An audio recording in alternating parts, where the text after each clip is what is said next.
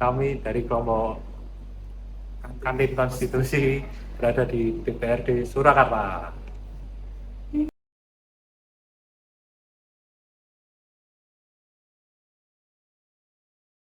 Perkenalkan Pak, nama saya Dobi Adrian Saputra. Mas Dobi ya. Saya Dio Gracias Devon pada Alisa dari program studi teknik Mas Dio. Saya Nicholas Ravelino Pratama. Mas Niko ya. Saya Nathan Efrisian Setiautomo. Oke Mas Nathan ya. Dan pada hari ini kami akan mewawancarai tugas PPKN dengan Bapak siapa? Wahyu Haryanto Wahyu. ya, anggota DPRD Kota Surakarta fraksi PDI Perjuangan Dari Komisi Komisi 1. Komisi. Baik Pak, ini kan sebagai pembukaan, Indonesia kan dikenal sebagai negara demokrasi dan Iya. dari setiap peraturan pemerintah yang ada itu tuh di DPRD Solo itu bagaimana memfasilitasi kritik atau aspirasi yang diajukan oleh masyarakat terkait tentang penataan kota atau Ya. peraturan yang diterbitkan itu baik secara di media sosial maupun secara tatap muka seperti ini. Ya. Ya, terima kasih Mas Dio ya. Iya. Ya. Jadi kalau kami dalam menangkap aspirasi dari masyarakat ya. Jadi kalau kami di DPRD sebenarnya tugas kami ini adalah di dalam undang-undang pemerintah daerah anggota DPRD atau DPRD itu merupakan salah satu penyelenggara pemerintah daerah. Ya, tetapi dengan tugas adalah sebagai menyetujui anggaran dan sebagai pengawas. Yang lainnya adalah membentuk peraturan daerah, tugas yang ketiga ya. Nah, tentunya tugas eksekutif, tugas mengeksekusi atau melaksanakan itu adalah di wali kota dan perangkatnya. Di situ ada organisasi perangkat daerah. Nah, jadi kalau kami menangkap aspirasi atau menangkap masukan dari masyarakat, yaitu bisa dengan interaksi secara langsung atau interaksi sesuai penugasan kami ketika melaksanakan reses. Reses itu adalah penyerapan aspirasi, penyerapan aspirasi. Tetapi kami terbuka juga ketika ada diskusi secara langsung, ada pertemuan secara langsung, ada silaturahmi secara langsung yang menyampaikan beberapa masukan kepada kami selaku anggota dewan. Dan itu tentunya nanti akan kami teruskan di dalam tugas-tugas kami, misalnya di dalam rapat kerja dengan OPD. Ya, nah itu kami sampaikan bahwa masukan dari masyarakat, keluhan dari masyarakat seperti apa, itu yang selalu kami sampaikan. Apakah ada forum terbuka ya, mungkin diskusi bersama masyarakat atau mungkin para pelajar di Kota Surakarta itu untuk membahas terkait mungkin pendidikan atau bantuan-bantuan yang lainnya? Ya, kalau secara spesifik kami mengundang itu kecuali kalau reses. Reses kan kami mengundang ke masyarakat ya. Nah, kalau di interaksi biasa, di dalam pergaulan biasa ya ketika kita menemui berbagai organisasi, karena di dalam pergaulan kan kita tidak terbatas ya, baik itu dengan lingkungan RT, RW, PKK, Posyandu, yang itu tergantung masing-masing anggota. Mereka mau melangkah kemana? Ke Posyandu berarti banyak menemukan keluhan dari masyarakat langsung. Terus kemudian ketika berkumpul dengan teman-teman di Persatuan Pelajar Islam misalnya, atau di Ikatan Pelajar Muhammadiyah, atau ada di gerakan mahasiswa yang datang berdiskusi, berbicara. Nah, itu adalah tidak dalam forum resmi kita mengadakan satu acara ya, jadi bisa ketika berinteraksi langsung dengan masyarakat. Sebelumnya kalau boleh tahu Bapak sudah menjadi Dewan Anggota ini sudah berapa periode? Ya, saya di DPRD ini masuk periode kedua. Jadi saya periode pertama itu ketika pemilihan legislatif tahun 2019. Jadi 2019 sampai dengan 2024 itu periode pertama. Terus kemudian ditugaskan lagi oleh partai untuk mengikuti pemilihan legislatif tahun 2024. Dan masih diberi amanah oleh masyarakat menjadi anggota DPRD masuk di periode kedua 2024-2029. Kalau selama 2 periode itu ada tantangan nggak sih dalam kinerjanya dengan itu? Mungkin ada aspek masyarakat mungkin yang memberikan aspirasi itu, apa tantangan terberatnya itu? Ya, tantangannya terberat tuh kalau bisa mewujudkan aspirasi masyarakat ya. Jadi aspirasi masyarakat itu kalau kita datang di suatu daerah, datang di satu kelurahan di mana biasanya tiap kelurahan bersama dengan LPM-nya itu mempunyai yang namanya Renstramas, rencana strategis masyarakat. Nah, kita berdialog apa ini Renstramasnya masyarakat. Nah, di situ kita sebagai anggota dewan bisa berperan untuk mengawal, mewujudkan terlaksananya Rentramas tadi. Banyak gitu. Jadi contoh yang ini belum kesampaian aja misalnya seperti terminal wisata di Laweyan, di Sondaan itu, di dulu ex Pasar Tok, sampai sekarang belum selesai itu ya karena beberapa kali adanya refocusing, kemudian adanya COVID, kemudian adanya pengalihan anggaran. Nah itulah yang harus kita kawal, kita tanyakan lagi kepada dinas perencanaannya ini kapan mau dilaksanakan, terkendala oleh apa, anggaran atau karena dari kementerian gitu. Jadi kalau tadi Rentramas misalnya, kalau di Kelurahan Sondaan mereka punya Rentramas dulu membangun kantor kelurahan karena kantor kelurahan yang lama itu kecil untuk pelayanan masyarakat kurang. Nah, jadi itu merupakan Rentramas dari masyarakat Sondaan. Ketika disampaikan kepada kami mengawal sampai dengan audiensi dengan wali kota karena beberapa persyaratan sudah dipenuhi, misalnya penlok, penunjukan lokasi sudah diizinkan. Dulu menggunakan bekas makam Yongke ya, itu dilalui dulu, mengawal penganggarannya dulu ketika pemindahan makam.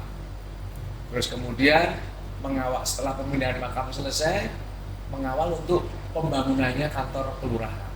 Nah itu dulu juga sering diusulkan ketika saya mengadakan reses. Usulan dari masyarakat selalu mengusulkan pembangunan kantor kelurahan Sondaan. Dan sampai sekarang sudah berdiri. Kalau situ Mas Dio melihat dan teman-teman ini melihat di jalan KH Agus Salim ya, yang di ujung selatan ya, kiri jalan. Nah sekarang kan sudah terbangun komplek kantor kelurahan bersama dengan pendopo yang di situ bisa untuk kegiatan melayani masyarakat ya. Contohnya salah satu itu, dan masih banyak yang harus kami kawal kalau itu merupakan rencana strategis masyarakat, karena memang mestinya ini sudah masuk dalam program pemerintah karena keterbatasan anggaran, jadi prioritas mana yang harus didahulukan. Nah disitulah tugas kita untuk mengawal, mewujudkan penganggaran tadi. Misal ada yang saran kritik itu kan kebanyakan dari Bapak tadi offline ya, Iya. ketemu langsung Iya. atau menyapa gitu kan. Ya. Kalau misal dari online gitu bagaimana? Media sosial gitu. Nah sebetulnya kan kami juga aktif di Instagram, di TikTok, di Facebook juga ya. Jadi saya tidak membuka kanal langsung ya, karena juga nomor WA kami pun juga kami sampaikan kepada masyarakat. Komunikasi itu tidak hanya offline ya, tapi kadang-kadang ada DM masuk menyampaikan sesuatu, ada melalui WA masuk menyampaikan sesuatu dan sebagainya. Jadi keluhan-keluhan ini semacam tugas-tugas sesuai dengan mitra kerja kami, misalnya Satpol PP ada keluhan dari PKL sedang dioperasi Satpol PP misalnya.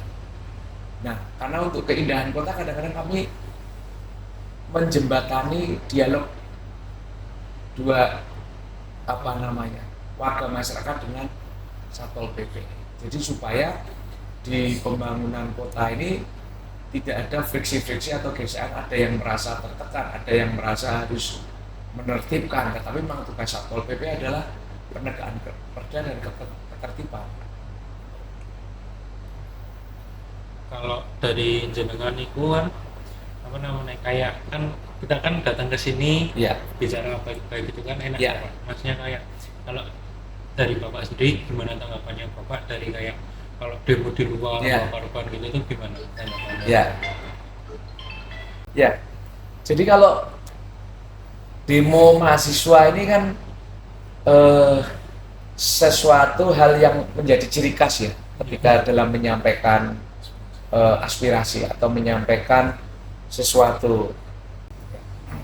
Jadi itu merupakan anak muda mahasiswa, mereka menyampaikan, dan sering beberapa kali kami ditugaskan untuk menerima.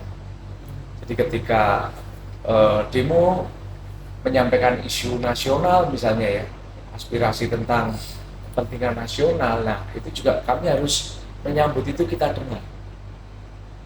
dengarkan sesuai dengan kewenangan kami. Misalnya ini harus diteruskan kepada DPR RI, harus kita teruskan ke DPR RI. Kan kami di partai ini kan berjenjang ya, kami yang ada di kota, kemudian di atas kami ada provinsi, di atas kami juga ada yang di DPR RI ya, jadi berjenjang nih kami sampaikan.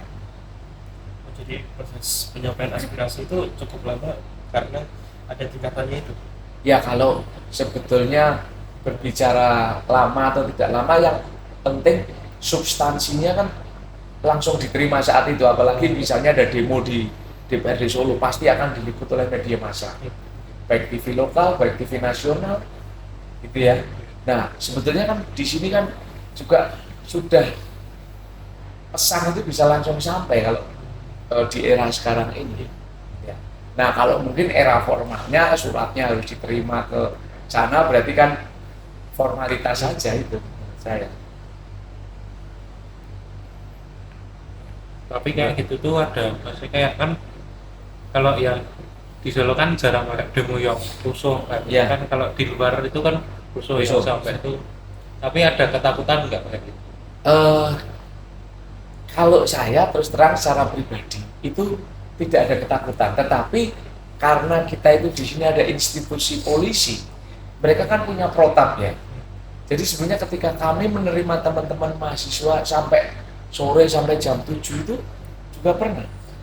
Mereka bakar-bakar ban, bakar-bakar apa begitu juga pernah. Tapi kami sebagai wakil rakyat ya ketika menemui itu, sebenarnya waktu itu juga teman-teman mahasiswa itu kami persilakan untuk masuk di ruang paripurna. Tetapi karena tugas keamanan itu ada di kepolisian, akhirnya tidak tercapai, tidak cukup hanya di halaman saja. Karena kan kita tahu tugas polisi ya. Jadi kalau dia mengamankan sampai jam berapa harus selesai, mereka punya cara tersendiri. Ya. Jadi kalau kami ketika menerima secara pribadi, ya sudah enjoy saja pada teman-teman mahasiswa ini.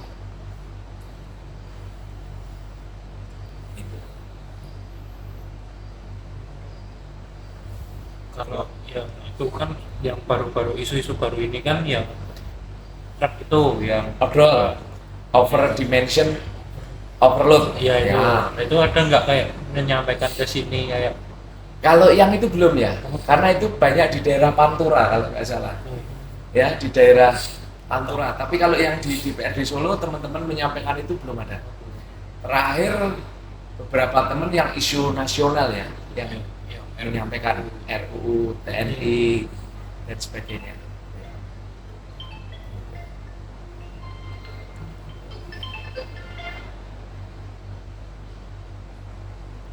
Sebentar ya Mas ya. ini Halo.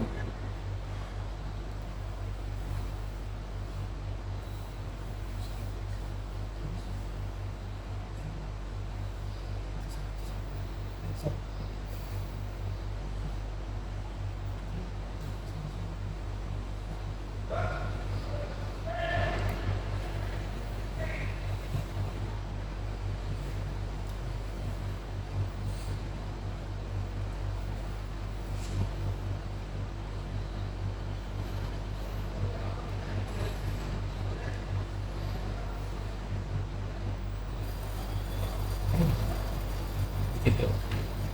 Jadi Menurut Ya. Dalam berpendapat dan Iya. berekspresi itu, Ya, menurut dengan apakah ada batasnya Pak untuk soal itu? gini, kami ketika menyoroti dinas itu kami tidak dibatasi, tidak ada pembatasan harus begini, enggak.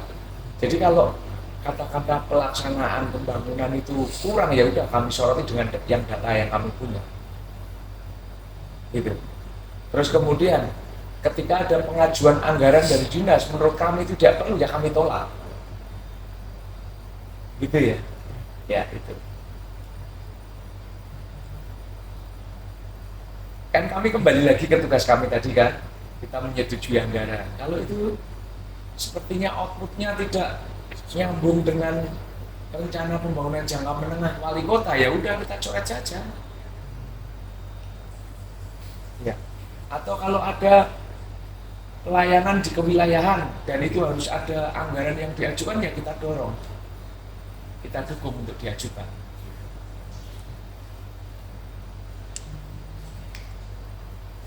Gitu. Kalau yang kan yang apa namanya, kamu mau tanya yang permasalahan di daerah itu Di daerah Joglo. Joglo Nah, ya. itu kan yang baru kan ada kayak underpassnya. Ya. Kan kalau hujan banjir, Banjir. itu masyarakat pernah bilang kayak, Pak ini banjir ini enggak. Ya, sebetulnya kami punya cara ketika untuk menyampaikan masukan kepada pemerintah kota ya. Jadi ketika di dalam LKPJ, laporan keterangan pertanggungjawaban, kan kita memberikan rekomendasi. Kami juga melakukan kunjungan di lapangan di daerah Joglo dan kami berikan rekomendasi kepada wali kota agar besok lagi kalau ada PSN, proyek strategis nasional, itu harus dikaji secara komprehensif. Ya.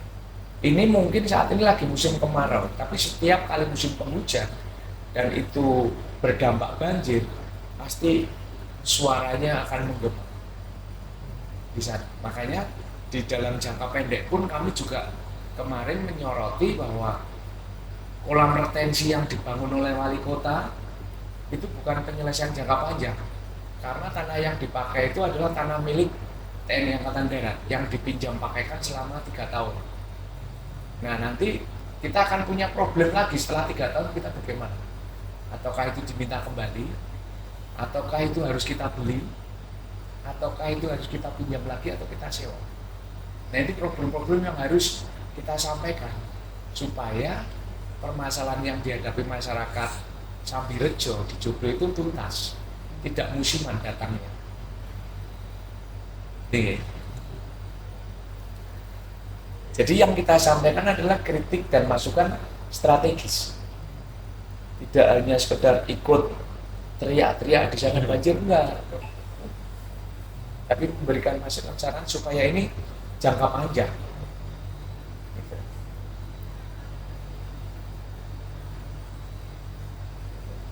Ngomong soal banjir itu sebenarnya tuh di daerah Selama Priadi itu ada resapan air nggak sih Pak? Sebenarnya saya kalau lewat di situ musim penghujan itu pernah tuh saya kan pulang malam waktu itu, Ya, itu kayak tergenang banjir daerah itu yang Bayangkara itu, ya. Gendengan itu. Nah, sebetulnya kalau di penataan kota itu drainase sudah dibangun hari raya. Terus kemudian kan butuh pemeliharaan atau butuh rehabilitasi lagi.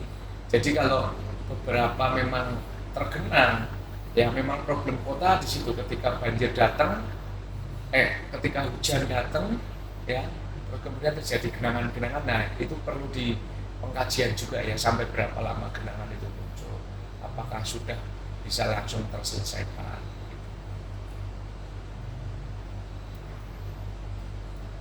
Kalau ini kembali lagi ke topik, Ya, Indonesia kan itu negaranya demokrasi. ya. Nah, itu menurut Bapak apakah sejauh ini sejak negara berdiri itu apakah sudah sesuai dengan bentuknya negara itu? Selain ya kita apa itu pemilihan umum, selain Ya. dari itu apakah sudah menjalankan asas demokrasi? Ya, Nah, jadi wujud kedaulatan rakyat kan diwujudkan ketika dalam pemilihan umum, ya. Dan kita memang harus meningkatkan kualitas, ya, baik dari rakyat yang diberi hak untuk memilih.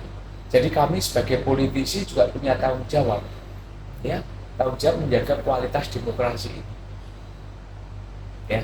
Jadi rakyat harus bersama kita sama-sama bahwa pilihan mereka 5 tahun ke depan itu menentukan pembangunan bangsa.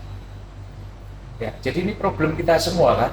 Ya. Ketika pemilu itu bagaimana kita menekan supaya tidak transaksional, supaya rakyat ini memahami bahwa apa yang saya pilih itu karena memang keterwakilan. Jadi saya diwakili oleh wakil rakyat saya. Karena di dalam sumpah jabatan anggota dewan itu juga disampaikan juga akan menjaga atau memperjuangkan konstituen dalam hal kesejahteraan, dalam hal pembangunan. Gitu. Nah, itu yang harus kita pegang. Ya. Kalau menurut jenengan itu kan yang di media sosial kan itu kan kayak banyak isu-isu yang simpang siur gitu tuh, kayak yang dua anggota dewan yang merokok pas rapat itu tanggapannya jenengan gimana? Kan kayak pas rapat dia pakai rokok elektrik bisa. Ya, kebetulan kalau saya bukan perokok, ya. Jadi dan kalau kami melihat di teman-teman kami, ya, memang ada yang teman-teman kami perokok, ya. Tapi kalau kami melihat di paripurna tidak ada yang. Jadi kalau mereka merokok harus di luar ruang paripurna, ya. Jadi kalau menurut kami, ya ini kembali ke diri masing-masing dan kembali ke lingkungan. Karena di tempat kami kalau ada orang yang merokok sembarangan, ada satu anggota kami yang aktif mengingatkan. Ada kayak kayak misal merokok di tempat yang nggak boleh, terus nanti dibilangin apa kayak dapat Ya, sesama anggota lah yang mengingatkan, karena ada salah satu di anggota kami gitu. Jadi kalau merokok tidak ada di tempat kan dia berani untuk mengingatkan gitu, ya. Itu kembali lagi ke diri masing-masing. Kalau memang yang perokok akhirnya kan juga udah tahu di mana dia harus merokok, di ruang mana dia harus merokok, itu sudah, kalau di saya dan teman-teman sudah terbiasa itu. Terus sama tanya yang kan yang menjadi kekhawatiran sama maksudnya yang minoritas kayak agama minoritas kayak Kristen, Katolik itu kan kayak yang di luar Jawa itu kan kayak penolakan gereja, penolakan pembangunan, terus ada yang perusahaan tempat retreat itu, terus ada yang menolak misionaris datang di sini. Kan yang di Solo itu kan udah pernah yang kayak di BPS Keputon itu kan ada bom bunuh diri. Terus di daerah Mojosongo itu kan ada penolakan gereja. Itu tanggapannya gimana? Ya, ini memang kejadian-kejadian itu akhirnya menjadi perhatian kita semua kan. Solo itu sudah kota toleransi, itu juga kita mendapat peringkat ke-4 seluruh Indonesia kan, nanti juga 10 besar lah maksudnya di Solo, dan itu yang harus kita jaga bersama. Memang di masyarakat kalau ada benih-benih seperti itu ya harus dilakukan pendekatan, karena kami di DPRD selalu mengedepankan bahwa keberagaman di kota Solo ini jangan sampai menimbulkan perpecahan, ya. Baik dari segi penganggaran, kami di kewilayahan, di kelurahan itu juga menganggarkan untuk kegiatan Natal, kegiatan untuk Lebaran, ya, perayaan halal bihalalnya. Terus kemudian di agama lain kami berikan porsi di anggaran di situ. Dan kami selaku anggota dewan juga harus menanamkan ini kepada masyarakat. Karena kami sebagai partai nasionalis itu sudah tidak ada sekat-sekat lagi menanyakan sukumu apa, warna kulitmu apa, agamamu apa. Itu sudah tidak ada. Kita Indonesia. Nah, itu yang ditanamkan. Nah, kalau kami yang ada di DPRD melihatnya apakah sudah proporsional?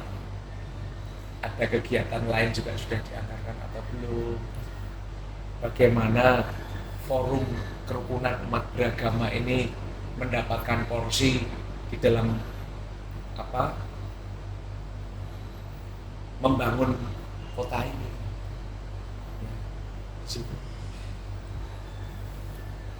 Ini menjadi PR kita bersama. Jadi kita harus menyadari itu. Kita kota toleransi, kita menolak intoleran. Itu. Meskipun tidak dipungkiri di sebagian masyarakat, apalagi di Indonesia pasti masih ada, tetapi kita jangan putus asa untuk tadi mengkampanyekan kota toleran, kota enak ditinggali di kota Surakarta ini, kota layak anak juga.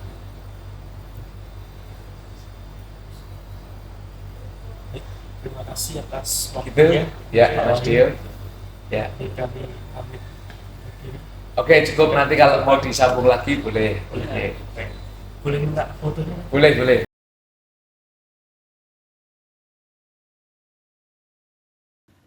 Tapi kami lo lebih lah. Ini tanya lo kami deh. Anaknya juga tanya wawancaranya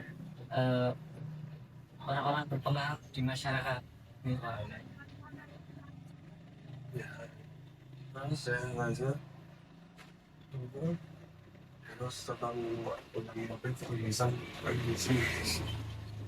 topik sampean tentang berpendapat dengan judulnya kebebasan berpendapat dan berpersepsi ekspresi ya lanjut nah. Saya Jehon, terus saya Nathan. Ya. Perkenalkan juga Mas, saya Mas Bayu Pancawati. Saya di sini profesi saya sebagai kadus juga bisa dominan. Monggo jangan kalau mau nyari informasi tentang warga Burilan, kami persilakan. Kita semua welcome, terbuka. Monggo. Untuk di desa Burilan ini kebebasannya jika ada warga yang menyampaikan keluhan itu apa sering mengadakan makan atau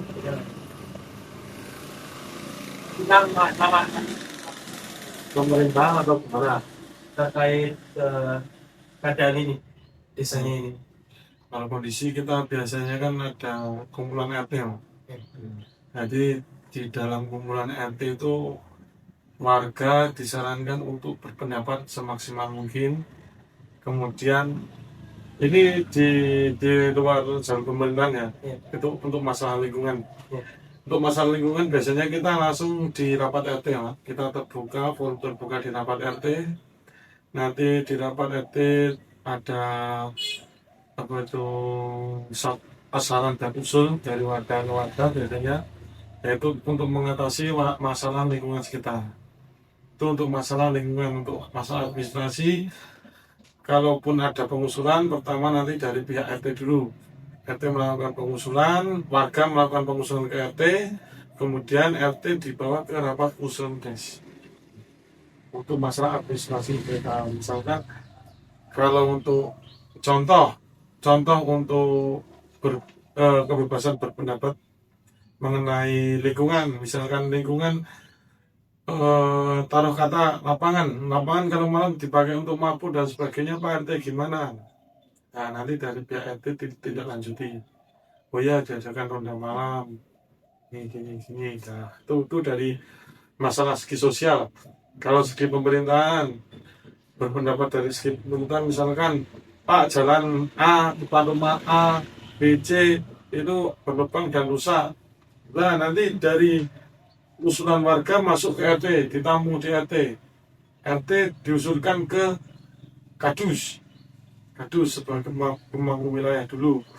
Nah, nanti dibentuk skala prioritas. Kalau emang itu emang berprioritas, dibawa ke rapat musdes, bamdes. Bisa nanti kan ada rapat bamdes lah. Di situ nanti baru diusulkan kondisi jalan yang diaturkan dari warga. Itu secara aturan administrasi seperti itu. Nah, setelah dari musdes nanti ada tim verifikasi. Verifikasi melihat, mengecek kondisi, kemudian memverifikasi apakah ini layak atau tidak. Kalau layak kita kasih bantuan penghasilan seperti itu. Itu dari kalau selama ini Pak tanaman yang dalam dari batasan dalam berpendapat dan berekspresi secara khusus di daerah Budiran ini tahu. Kita tidak pernah membatasi mereka, asal mereka sesuai dengan etika, kemudian sesuai dengan norma-norma yang berlaku di masyarakat, kita tidak akan membatasi mereka. Kita tetap menampung mereka, aspirasi-aspirasi dari warga, kita tetap tampung, kita beri solusi yang terbaik. Seperti itu. Kalau tuh namanya kan mesti kan ada rapat, ada kayak ya rapat lah itu nih. Nah itu pernah nggak sih di rapat itu kayak ada yang nggak sama pendapatnya terus malah jadi bertengkar gitu. Keputusan tertinggi adalah keputusan dalam rapat. Jadi jika di suatu rapat musyawarah itu keputusan tertinggi kita di situ. Kalau setuju nggak setuju harus kita ambil secara bijaksana karena itu memang keputusan tertinggi kita. Nanti kalau kita rapat kita hasilkan keputusan, nah itu keputusan tertinggi kita. Misalkan nggak setuju ya kita harus legowo.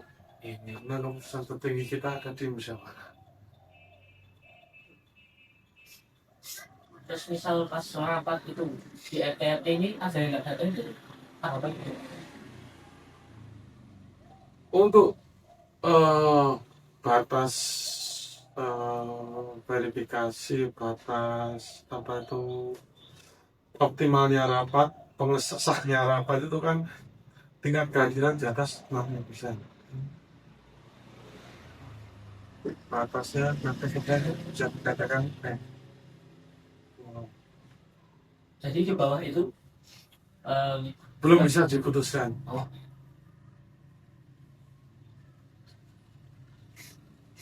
Misalnya ada misal dari ini sebagai lingkupnya udah agak lebar. Jadi misal yang rapat kota mungkin ada suatu ada demonstrasi misal di berada itu mengenai pandangannya itu apakah mereka itu akan menyampaikannya dengan baik atau menurut Anda itu gimana Pak melihat demo-demo yang terjadi? Ini sebelum saya jawab, biar kita meluas ke topik. Ini topiknya ada di Sangguniang. Ini awalnya kita topiknya juga epidemiologi Pak, tapi kita juga membahas demokrasi di Indonesia. Oh, berarti perspektif saya sendiri pribadi. Masalah demo di luar. Kalau saya fan-fan aja. Itu kan termasuk mengeluarkan pendapat. Kemudian sebuah aspirasi itu harus kita tampung. Karena dari situ kita bisa belajar gimana bisa membuat sebuah administrasi. Kalau tidak ada masukan, berarti nanti kan otomatis kan akan hampa, administrasi itu kan berjalan hampa karena tidak ada masukan-masukan dari orang lain. Jadi terlalu otoriter.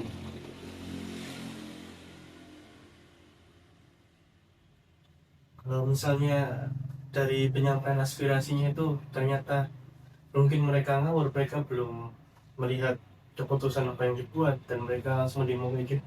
Tanggapan jenengan itu respon terhadap situasi itu? Sebelum kita menyampaikan aspirasi kan pasti kita harus ada latar belakang dan asal usul dulu. Jadi kita punya dasar untuk menyampaikan aspirasi. Nah, dasar itu yang membuat kita berpegang teguh pada pendirian. Jadi sebelum menyampaikan aspirasi kan kita ada dasar-dasarnya dulu. Kalau nggak ada dasar-dasarnya ya sama aja. Muspro kan? Hubungan lihat itu menurut dengan di Indonesia itu sudah termasuk negara demokrasi atau bukan? Dari segi pengambilan keputusan sudah berdasarkan pemungutan suara itu. Jadi mungkin terlalu mendalam. Iya. Soalnya pertanyaan seperti itu lah. Sampai berkaca pada Indonesia itu sudah termasuk negara demokrasi itu. Kalau secara formalitas termasuk demokrasi, Mas. Karena kan dari bawah, aspirasi dari bawah di bawah masuk ke atas sampai ke atas masuk alur dari negara demonstrasi. Tapi secara pemerintahan mungkin saya tidak bisa menjawab, mungkin itu terlalu sensitif. Karena pasti mereka ada program-program khusus di balik itu. Berbau politik itu pasti tidak bisa memungkiri.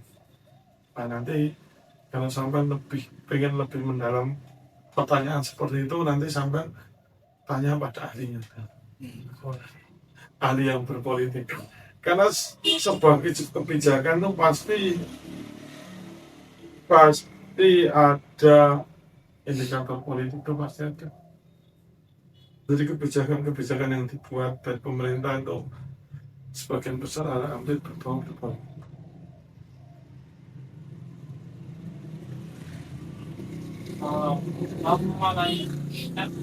Kalau yang lapar final itu kan ada kayak ya, warga sama warganya sendiri nggak ikut.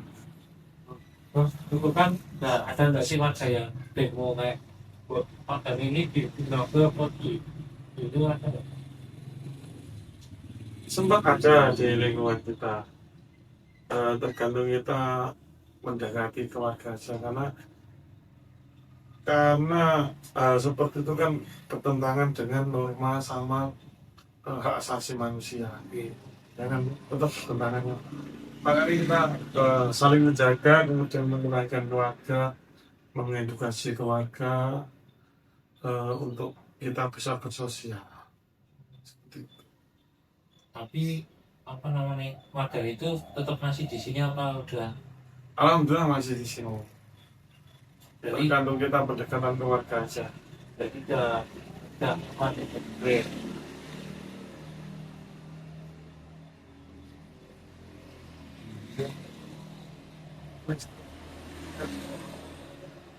Ada pertanyaan lagi? Semuanya pertanyaan. Ini sebenarnya kan kita tugasnya itu dalam lingkup Indonesia, tapi kita juga punya narasumber dari kalangan dari desa, kelurahan, kecamatan. Sampel. Ini saya udah tahu punya itu. Sampel ya. Levelnya. Terus besok Senin itu ada lagi kita menangkap dari DPRD berbagi opini itu. Di nanti kita lihat bagaimana sih dari lingkup yang terkecil hingga yang ke kota, sampai kita menguji kota ini bagaimana. Sampai harus ada pertanyaan yang mencetak. Iya. Pertanyaan apa? Jadi pertanyaan-pertanyaan yang menjebak dan itu bisa menjadi sumber berita kami. Sampai harus punya pertanyaan itu.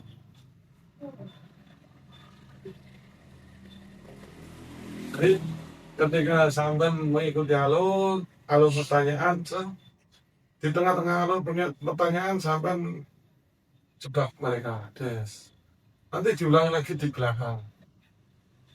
Nah itu jadi sumber proposal yang bagus. Pembuatan proposal semua melaporan aja kan sama, ada latar belakang. latar belakang, kemudian kejadian-kejadian, kemudian lanjut metode ya kan, lagi wawancara, hasil wawancara, dikombinasikan ke teori sama praktek.